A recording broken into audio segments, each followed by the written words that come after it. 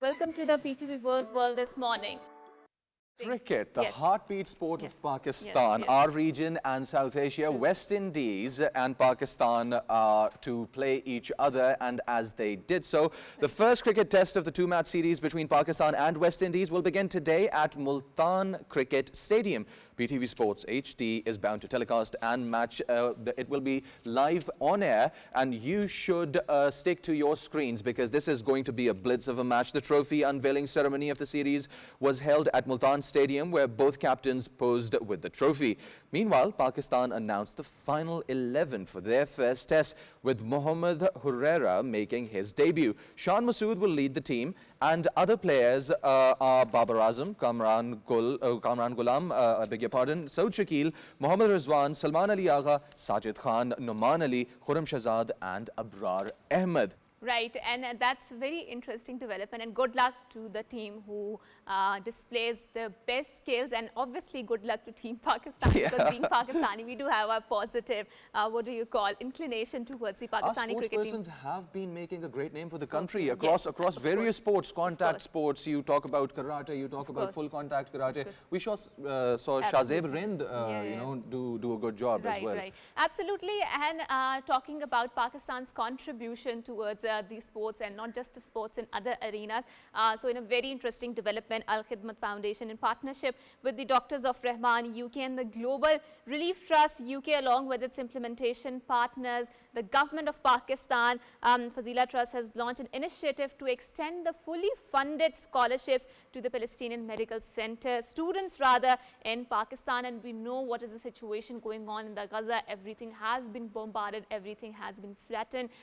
The entire medical setups have been destroyed. So Pakistan, the government of Pakistan has asked the Palestinian students to come here and to complete their education and give what we call shifa in our own Islamic tradition, or the tradition, to the people out there who are suffering the brutalities of the war that is being unjustly waged on the innocent Palestinian people. So to talk about the medical students who have joined us all the way from the Palestine to the Pakistan, they are studying here in the Shaheed Zulfikar Bhutto Medical Center, Medical and Dental College, and they are aspiring to become the dentists. We are very glad that we have been joined by a medical student by the name of SARA RAFAT ALSAKANI. Assalamu alaikum, SARA, and thank you so much for coming to our show. Thank you so much. Joining SARA, we are very glad that we have also been joined by BASMA ABUSAQER. She is also a medical student. Assalamu alaikum, and thank you so much for coming to our show. Thank you for hosting us. And it's an absolute pleasure. And so, SARA, let's start with you. Tell us about your experience here in Pakistan, how long it has been since you have landed here, and how has been education experience for you in a different country other than your homeland? Okay.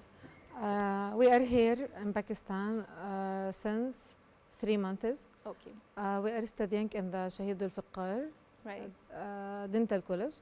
We are very happy to be here because we are continuous our education. Because after the war, the education in Palestine is destroyed because the university is bombed and everything is bombed, and there is no choice for continue the study. But here in Pakistan, we are continuing our study, and we already have only 1 year to graduate and become a dentist. So we are here to continue our study, and we are very happy because Pakistan, it's have a very strong medical college. Yes, we know that. Because of that, we are hope to be a good doctor and very strong doctor. Right. And so now also, BASMA, please tell us, relate us to you of your experience in Pakistan. And since you are away from the home, do you sometimes feel homesick here, or do you feel that Pakistan is also another home because we do have the cultural proximity with the Palestinian culture? This experience is definitely unique. Right. Pakistan, I would say there are some differences between Palestine and Pakistan, but as you said, there's a lot of also similarities. We do feel like of course we do feel homesick sometimes, but the people here and everyone here has made us feel comfortable, and we really feel like Pakistan is our second home. Right. May Allah subhanahu wa ta'ala keep you blessed, and your plans to become doctors may transpire, and may you become very successful doctors. And inshallah ta'ala, God willing, we will succeed as a team of Pakistan and Palestine. Pakistan stands resolute with their Palestinian brothers and sisters in Kashmir. As you're seeing, witnessing right now, these students, full of will, full of power, full of strength, they are here. Their dreams were not crushed. Those were the buildings that were lost. And this is a clear message to the world. You cannot kill the spirit. Absolutely not. Now, coming back to you guys with that. What is your favorite, as you were discussing food with my co-anchor right before the show started, what is your favorite sweet dish that you've had here in Pakistan? And how do you find the sweet dish? Because you were discussing spicy food. I thought we'll discuss something sweet here. I already like the spicy food. You really like the spicy? Yes.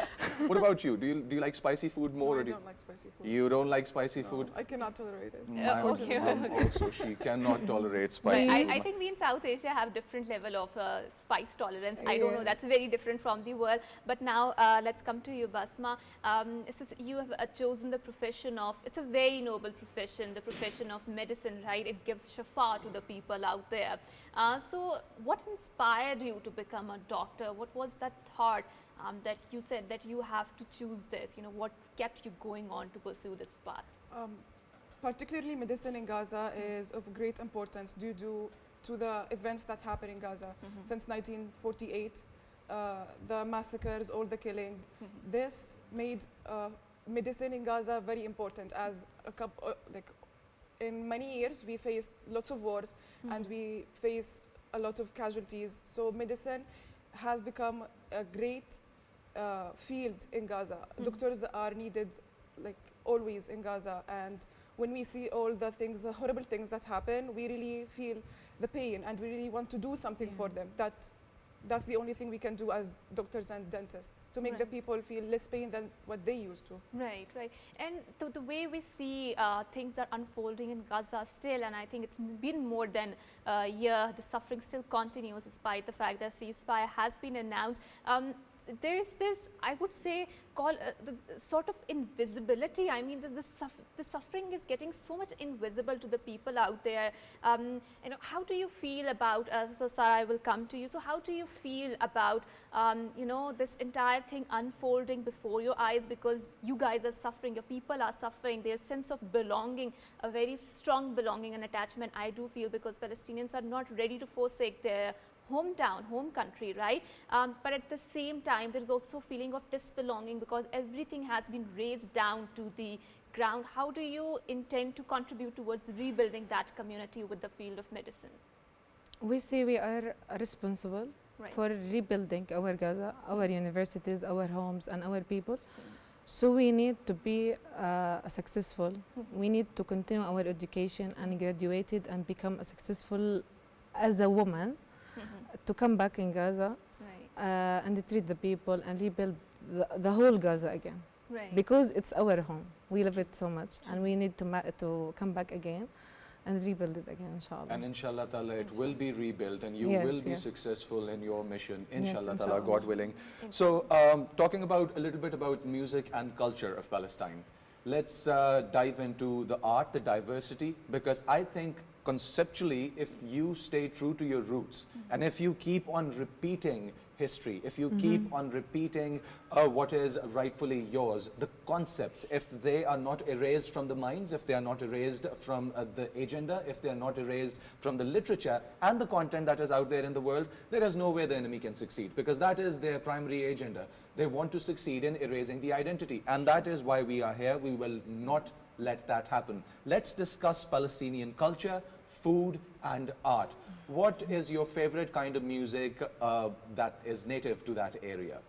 There is a lot of Palestinian music. Yes. There are, in the last couple of years, more music are coming out that talking about solidarity with Palestine. Yes. There's a very famous singer from Gaza, particularly Muhammad Assaf. He has lots of songs related to Palestine, to Gaza. We always listen to those songs and we always remember our people and our country by these songs.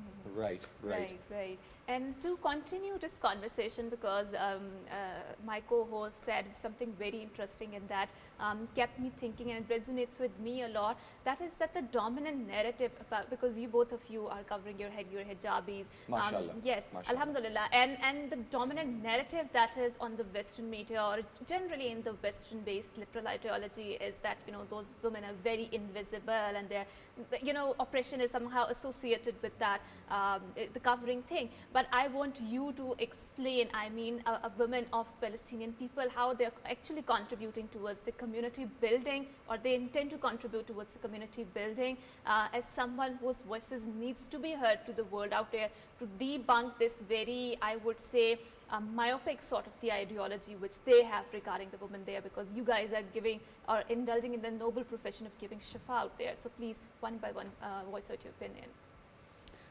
Wearing a hijab does not prevent a woman from doing anything in the community. All the women of Palestine, particularly Gaza, all of us have interest in education and we have interest in contribution to the community, whichever way we can.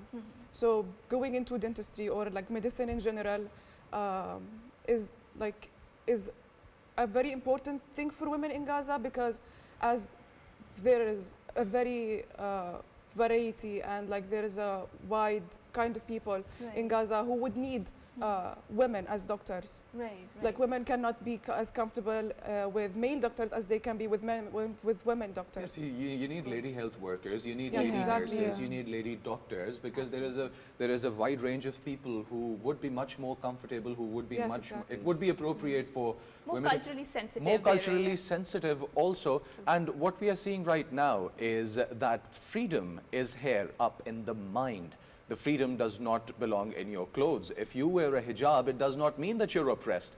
These girls here today are free and powerful. They're fighting for their land. They're fighting for their country. This gives us hope to look towards a brighter future ourselves. MashaAllah, they are the light for people to witness, look at, and gain power from.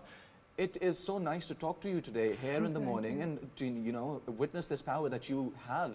And I can almost feel the energy. I can almost feel the heat here. Thank you. You people are standing solid, mashallah. And let's talk about, it might get sensitive, but what I want to do is, I saw Palestinians celebrate even the slightest of happiness that came their way. So the strong will that people in that part of the land they have, the strong will to celebrate happiness, the smiles that are resilient, they're more powerful than the bombs that the enemy is throwing. Your smiles and your will to celebrate even the smallest things in life. So people here, sadly, suicide rates amongst young generation. We've had psychiatrists and psychologists here at our show talk about unfortunate events happen. What would be your message to world over, the youth, the population, people living in America, Australia, people living in Africa, world over, the young population who sometimes feel hopelessness in life? What would be your message to them to stay positive, to look towards a brighter future, to look inwards? What would be your message? Sarah, you go ahead. Okay. We said always the life, it's a war and it's exam. To pass, you need to pass it to go to the last home, it's Al-Jannah. So we need to solve, so we need to feel, because the life, it's not simple, it's not an easy. You need to treat, you need to be a very soldier. So because of that, we are in Palestine, say the life, it's not easy. We need to be very strong, because many things trouble us. And you must never lose hope. You must, everything say, Allah help us, Allah with us. That prepares you for the next stage. Yes. Allah subhanahu wa ta'ala prepares you for the next stage. Absolutely. And I think people of Gaza has shown us what real faith looks like. MashaAllah. Basma, any last concluding remarks that you would like to talk about, or anything that you would like to talk about? What is the message that you would like to dole out to the world? We would like to thank the government of Pakistan and the Prime Minister for giving us this opportunity to come here and continue our education. I'd also like to thank all the organizations that helped us and facilitated us to come here. Al-Khidmat Foundation, especially GRT UK and Doctors of Rahman, and all the Pakistani people who are nice to us. We love the Pakistani people. We really feel like we are at home here and we are at ease. You are at home. You are absolutely, absolutely. Yes. And thank you so much, both of the It ladies. was a pleasure having you, and it was a pleasure having all of you all as well. Yes, because they have their supporting team members also here. It was lovely catching up with you, and your resilience inspires us and it teaches us a lot of things that how the numbers do not value in terms of the faith that you have as a human being. So now moving on to another top story that we have, that is regarding the death anniversary of the famous PTV drama artist from Peshawar, Rashid Naz, that is being observed today. He died in Islamabad on January 17, 2022 at the age of 73. He was born in 1948 in Peshawar. He developed a passion for the acting, particularly in the movies, and launched his acting career in 1971 with the Pashto play telecast by PTV Peshawar Center. Over his illustrious career, he credited more than 250 TV and stage plays and movies. And in 1973, his Urdu play Ek Tha Gaon, aired by PTV Peshawar, brought him unprecedented fame. From that point on, he never looked back, performing with equal brilliance in numerous Pashto, Hindko and Urdu plays. Namood, another super hit play from PTV Peshawar Center, aired on National Network and caught the attention of the Lollywood producer Syed, who casted Rashid Naz in his Urdu movie Decade. Later, Shoaib Mansoor also casted him in the Urdu film Khuda Ke Liye, and that was one of the masterpieces. The masterpieces. I still remember that created ripples and waves. What a name and what a face that you know, left us. It's always sad to remember such faces, but we are proud of their work and services. So many young artists, so many young people coming into the industry inspired by these artists. These artists are the power. Now with that, there is news about some wildlife. 1 in 4 freshwater species worldwide are at the risk of extinction. This says a study.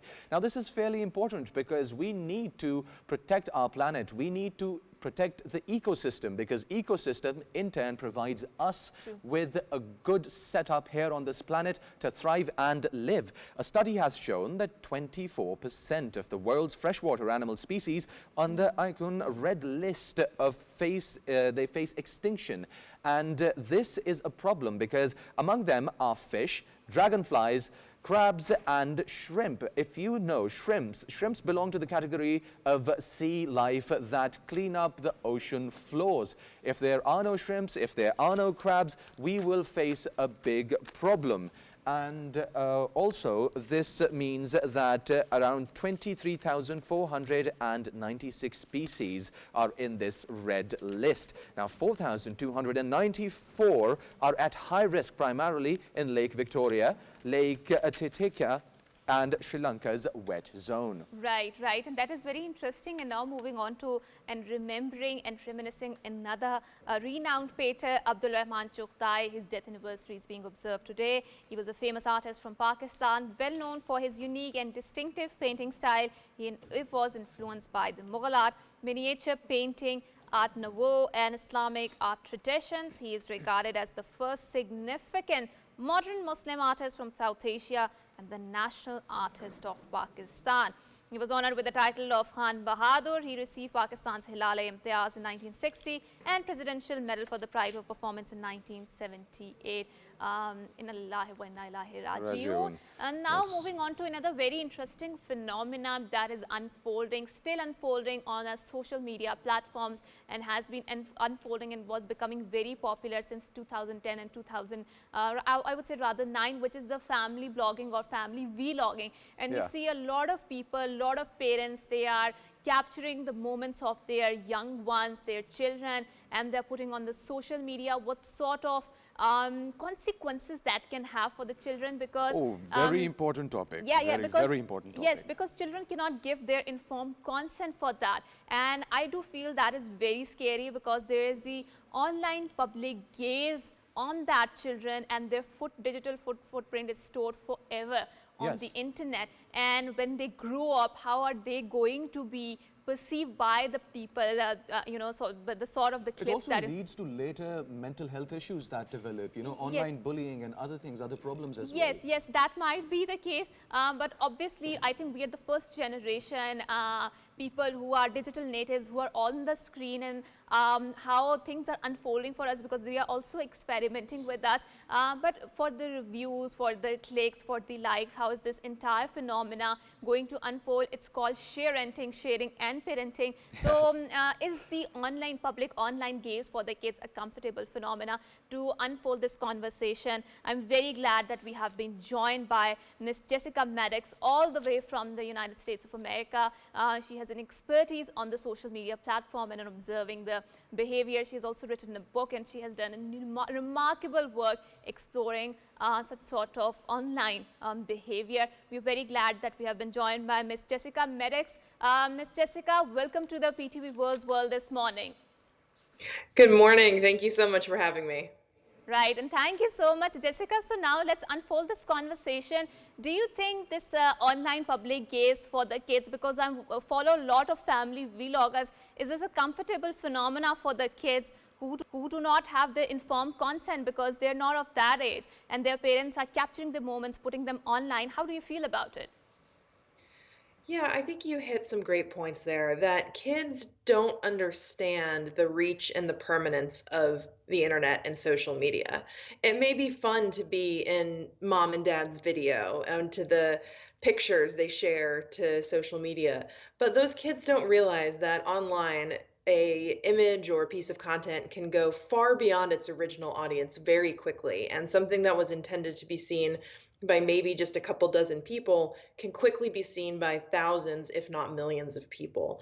And so children don't understand that. Again, they think it may just be something fun to do with mom and dad, but they don't understand that reach, or the fact that when they become adults, go to university, apply for jobs, and they're searched for online, that content may be the first thing that comes up. Right, right. And this brings a question to my mind, that with these pictures and videos and vlogs and these things, they last for a very, very long time. In the longer run, when a child evolves into a different character through their teenage into their 20s, and they have been recorded before they were 10 years of age doing something which they might consider cringy in brain rot, you know. So when they come across that content, and when people come across that content and they refer to this new character, same person, new character in a different age, in a different space, that brings up a lot of problems for the person. It sides with bullying that's online, you know, the person goes through certain negative experiences regarding that content. So the mental health aspect of it, can you shed some light on that? Absolutely. The mental health aspect is a hugely important part of this conversation. You know, imagine going viral in your parents' video for throwing a tantrum at 3 years old, and then when you're in your 20s and you go to apply for a job and your employer Googles you or searches you online, and they find the video of your tantrum because it's the first thing that came up and it garnered millions of views. People often said the fear of the internet was that children would grow up too quickly for being exposed to adult content that was too mature for them. But while that may be true, we're also finding the opposite is true, that children who grow up being featured on their parents' social media cannot escape their youth, that they will be hounded by those videos of their tantrums and their Christmases and their birthdays and their holidays and all sorts of things forever. And that can lead to lots of problems. We have documented stories of children going to school and being bullied because their parents' videos went viral or were popular on social media and their peers made fun of them for it. So the mental health aspect and the bullying that can come with it is a huge part of this conversation. But Jessica, we cannot deny the fact that social media is a very lucrative platform, right? The sharenting that is going on, it gives you an alternative sort of the income. So what is the alternative for that? Because it is also an income stream for a lot of families, especially in the West, because that content can be monetized. So if that is not happening, then obviously social media is a sort of, I would like to say, a services that is being offered to us, and it is our choice how we respond back to them. But what is the alternative that you as a researcher, as an academic, would recommend to a lot of young parents out there who are doing sharenting out there? Absolutely. Thank you for that question, because I think that's a really important one. That Everyone understands that, you know, a parent, mom, dad can talk about their own experiences online and share content about their lives online. I would just encourage them to proceed with caution when it comes to bringing their children into their content physically. I would encourage them to think about those long-term ramifications. And again, not saying they can't talk about their own experiences of what it's like to be a parent, or even monetize that type of content, their parenting experiences. But actually putting their child in the video should be something that they should pause and reconsider, particularly if they are being monetized. Right. We have also seen, this brings me to those TikToks and to those videos of children who are very unhealthy. They're being fed food and they're being fattened up just for the content's sake. And the monetization aspect, you know, you give people something to see and that becomes a business. And in this, do you think that this can also lead up to a certain aspect of abuse where you're giving your child food to fatten them up and then to make those videos? And if so, then are we seeing on an international level some policies which might be in the making regarding people who practice such behaviors with the children? We absolutely are seeing such policies come into place. So in the United States, where I am, several individual states have passed laws preventing the monetization aspect of this for children, or ensuring that children are compensated fairly for appearing in their parents' videos.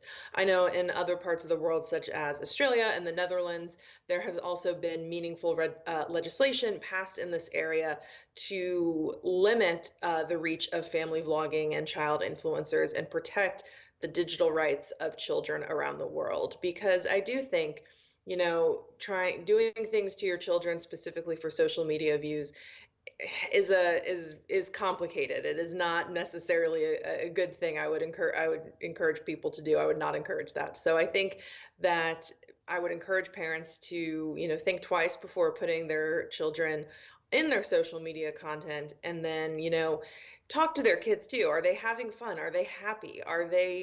Do they understand what's happening with that content on social media as well? So it can be a conversation among families, but I am also glad to see the legislation in works in various places around the world.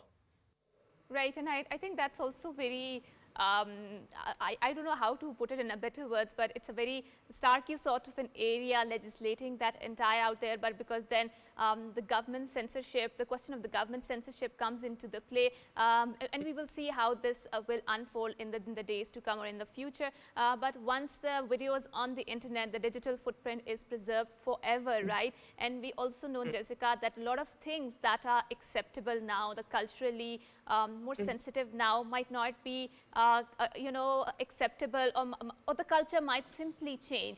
So when we talk about the kids and when we talk about their grooming or their upbringing, what sort of effects that can have on their upraising, because the digital footprint is there and you cannot do anything to remove it, and that is, for me, it's very, very scary.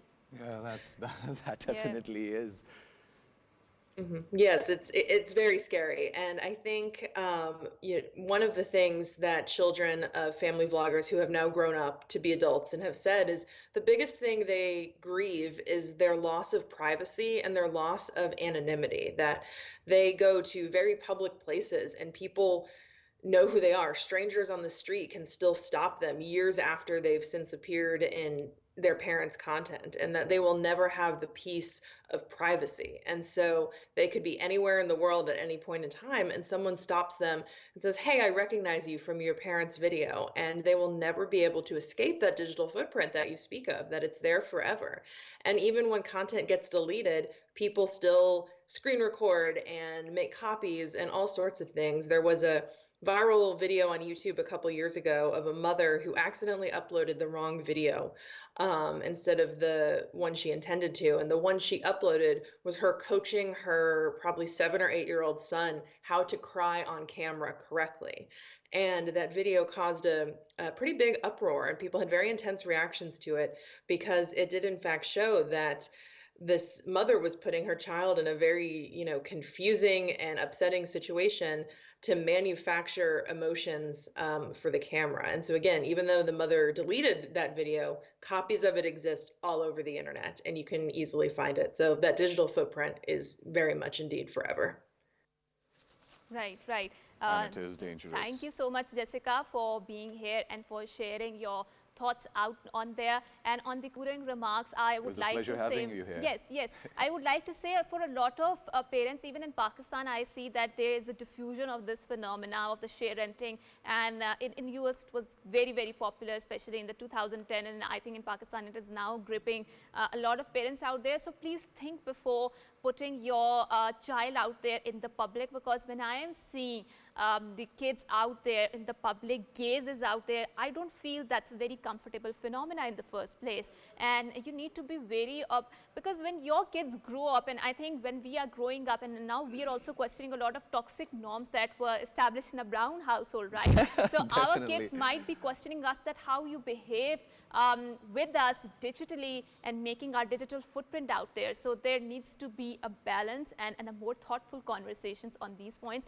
So now moving on to a very interesting story. Regarding that is the United States of America, isn't it? Yes, yes. And that is regarding the plane that turned into an Airbnb in Alaska. So former pilot has transformed a 1956 Douglas DC-6 cargo plane into a unique Airbnb rental in the Big Lake, Alaska. He has spent $100,000 on purchasing and transporting the aircraft to its current location. The plane has been converted into a 2-bedroom retreat with a full kitchen, living room, cockpit, and located near a private 1,700-foot long airstrip. And Muzzammil, would you ever like, if you have that much amount of the money, would you ever like to go there and stay there and experience that? I would love to. It would be a whole new experience living in a plane, sleeping the night where it stays and it's decorated like a home, and you know, and that too up in Alaska. I mean, talk about. I mean, that would be a one touristic retreat in the Alaska. But talking about the touristic retreats here in Pakistan, we have northern areas, we have Gilgit-Baltistan, we have HUNZA, and whenever I go to HUNZA, yes, I really don't want to come back to my place, because there's so much serenity. And back in 1960s and 70s, Pakistan was famous for the hippie trail here, the rugged mountains there, and attracted a lot of tourists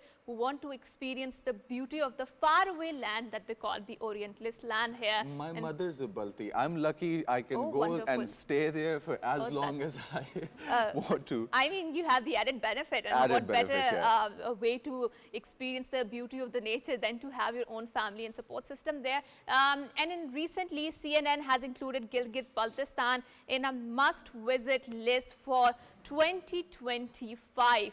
And I think a lot of people, because Europe is already a very overly touristy destination, a lot of people are exploring other places in the world where they can experience the beauty and the wonder of the nature. So in order to further elaborate the conversation on how Gilgit-Baltistan is one of the beautiful places, we are very glad that we have been joined by the president of the HUNZA Chamber of Small Traders and Small Industry, MUBARAK HUSSAIN. Assalamu alaikum, sir, and thank you so much for coming to our show. Wa alaikum salam. Good morning to your viewers. Assalamu alaikum.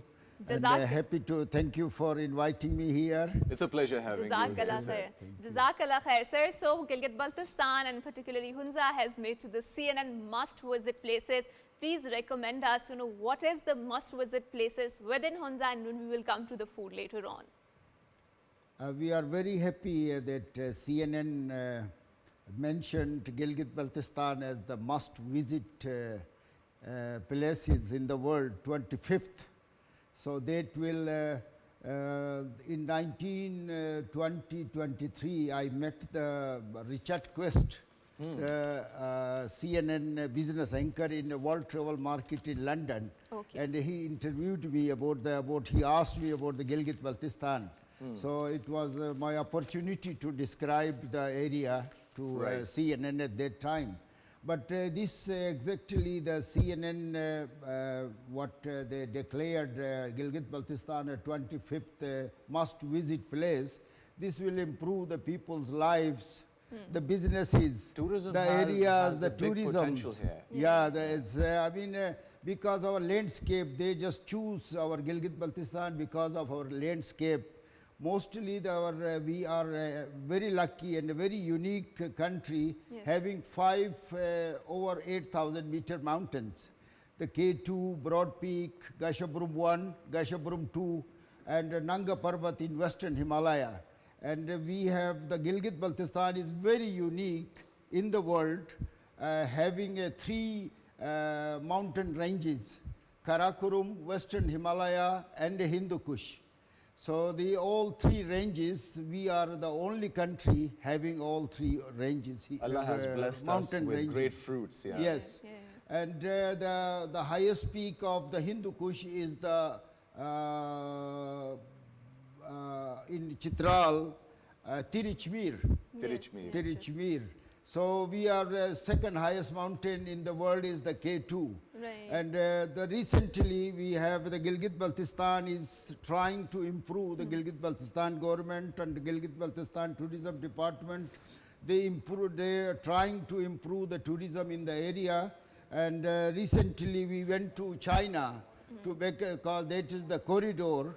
If the corridor Hajra Pass will be open and open for the Chinese travelers, visitors. I hate to interject. I hate to interject. I'm so excited about this topic. You know why? Because I myself, I'm into sports.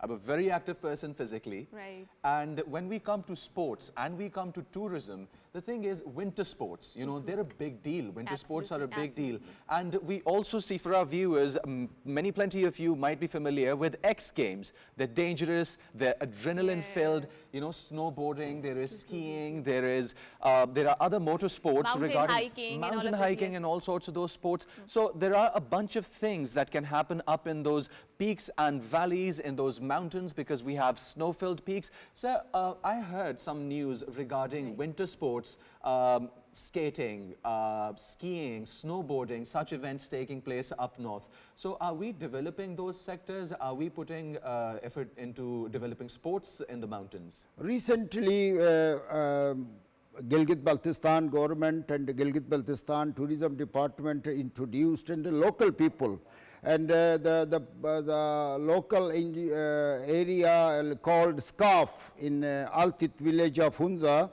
they initiated this skating in Altit on the pool, the swimming pool. Right, it's totally ice. And then we have 3 places in HUNZA where in winter people can do the skating. Right. And that is the one of the product for the winter tourism. Right. And now in summer we are trying to get the Chinese tourist, which I was trying to tell you before, because that is the corridor. We have Hajra Pass, and from there, if on arrival visa will be issued for the Chinese tourist, there will be a lot of tourists come to the Gilgit-Baltistan and improve the business for the local people, because in Gilgit-Baltistan we have only 3 products we can sell. It's the tourism, minerals, and a little bit of agriculture. You heard of our cherries and apricots. That's very rare, very organic. And these are the tourism is a low-hanging fruit. Right, sir. I would like to borrow a trupe which my co-anchor already mentioned, and that is, since you represent the Chamber of Small Industry and Small Traders, how can we make it a more vibrant ecosystem for the tourism to flourish? I know HUNZA is already a very well-established touristic spot, and there's a lot of within the country tourism that is coming there. But how can, what sort of gaps are there that you from our platform would like to tell to the government that can be bridged in order to make it a more vibrant, attractive place? The Gilgit-Baltistan, especially the HUNZA, where I am the president for the chamber, HUNZA Small Chamber of Industries. So we are trying to connect our traders to the different countries, and we are initiating this year in 2025, we are initiating exhibitions from all over Pakistan. The people will visit HUNZA, and we are trying to one exhibition we are arranging in July, and some of the international business people will attend our exhibition as well in HUNZA. This will give them opportunity to make a joint venture with the local businessmen our traders, because when tourism is booming, when growing, you need the accommodation, you need good hotels, you need good services. The only thing we are lacking is the service industry. There should be an institute in HUNZA or in Gilgit-Baltistan to provide better services. So there is plenty of room for investment in the services sector up north. Exactly. And would you mind elaborating what do you mean by better services? What sort of services are you defining? I mean the people who are services in the hotel services, hospitality services mostly, and because our neighboring China, Xinjiang province, we are very connected with the HUNZA. They have, you can imagine, last time I visited with the government delegation, and they have 25,000 tour guides. Oh, interesting. And they have about 2.4 million people they are visiting in summer in Xinjiang province. That's a big number. And we are very lucky, Gilgit-Baltistan. We have about 1 million domestic tourists are visiting Gilgit-Baltistan, and about just below 2,000 international tourists, trekkers, adventure travelers, trekking and mountain climbing. Just only the K2, to climb K2, people are applying about more than 1,500 climbers, but they last into 2024, it's about 175 people have got the permit to climb the K2. Well, this was great hearing from you, and it was very, very good having you here on the show. A lot of information. And to my young people out there with the money but no business ideas, and you're confused, yaar zindagi mein kuch karna hai, invest karna hai. Invest in your own country. There is plenty of room in the services industry up north, like we were just informed by our guest here. So thank you for being our guest here at PTV World. Thank you so much for coming here. And obviously, whenever I go to, like I explained before, HUNZA, I really don't want to come back because it has so much beauty to offer. But one thing that I would really, really like to emphasize upon is that how it is a social responsibility as a citizens not to litter that areas, because the natural beauty is the attractive point, and we've seen how climate change is impacting it. It is essential that we preserve the beauty, the rawness, the ruggedness of the nature there, and be a responsible citizen, and also be more helpful to the local communities out there. So with that, we are closing up our segment. Until next time, so goodbye, Allah Hafiz, and good morning.